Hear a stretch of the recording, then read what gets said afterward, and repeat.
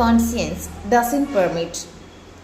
My conscience doesn't permit அப்படின்னா என்ன?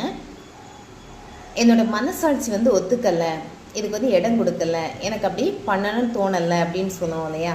So இந்த சுச்சுவேஷன் தான். எக்ஸாம்பிள் பார்த்தீங்க அப்படின்னு சொன்னால், நமக்கு ரொம்ப பெஸ்ட்டு ஃப்ரெண்டாக இருந்திருப்பாங்க. எல்லா விஷயமே அவங்க கூடயே ஷேர் பண்ணுறது, அவங்க கூடயே நம்ம எங்கே வேணாலும் போகிறது வர்றது அப்படின்னு சொல்லி ரொம்ப வந்து திக்கஸ்ட் ஃப்ரெண்டாக இருந்திருப்பாங்க.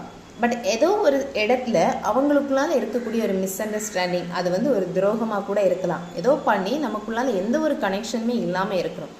எதிர்பாராமல் அவங்களுக்கு ஒரு ஆபத்து வருது அப்படிங்கிறப்போ நம்ம என்ன பண்ணுவோம்? என்னதான் இருந்தாலும் நம்மளுடைய பெஸ்ட் ஃப்ரெண்ட் இல்லையா, once upon a time. So அந்த லவ், ஓகே, ஸோ அந்த ஒரு கேர் வந்து நம்மளை என்ன பண்ணுவோம்? இமீடியட்டாக அந்த இடத்துல போய் அவங்களுக்கு வந்து ஹெல்ப் பண்ணும். ஸோ அப்போ என்ன சொல்லுவாங்க? உனக்கு அவன் எவ்வளோ பெரிய ஒரு துரோகத்தை பண்ணியிருக்கான், அவனுக்கு போய் அவனுக்கு நீ ஹெல்ப் பண்ணியிருக்க, நீ வந்து பண்ண வேண்டிய அவசியமே கிடையாது, அவனுக்கு நீ இந்த இடத்துல வந்து ஹெல்ப் பண்ணியிருக்கக்கூடாது அப்படின்னு சொல்லுவாங்க இல்லையா? ஸோ அந்த இடத்துல நம்ம என்ன சொல்லுவோம்?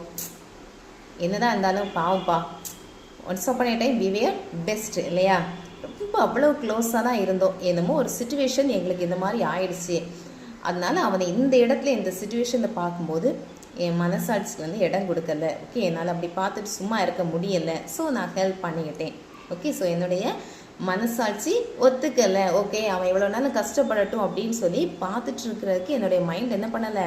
அக்செப்ட் பண்ணலை, so I did it, okay, so என்னுடைய மனசாட்சி ஒத்துக்கலை. My conscience doesn't permit.